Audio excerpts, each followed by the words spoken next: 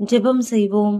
நேற்றும் இன்றும் என்றும் மாறாத எங்கள் திரியேக தேவனே, அப்பா, இந்த காலை நேரத்திற்காக உம்மை நன்றியோடு துதிக்கிறோம். சென்று போன நாட்கள் முழுவதும் எங்களை சுகபத்திரமாக பாதுகாத்த உமது கிருபைக்காக நன்றி செலுத்துகிறோம். உன்மேல் என் கண்ணை வைத்து ஆலோசனை சொல்லுவேன் என்று வாக்குத்தத்தம் அளித்த தேவனே, இன்று நான் நடக்க வேண்டிய வழியை எனக்கு தெளிவாக காட்டுங்க. என் மனதில் இருக்கும் பயம், குழப்பம், நிச்சயமற்ற எண்ணங்களை நீக்கி உமது சமாதானமும் நம்பிக்கையும் நிரப்புங்க.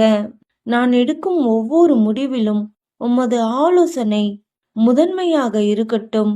என் வார்த்தைகள் ஆசிர்வாதமாகவும் என் செயல்கள் சாட்சியாகவும் இருக்க உதவும். என் குடும்பம், வேலை, எதிர்காலம் எல்லாவற்றையும் உமது பார்வைக்குள் ஒப்படைக்க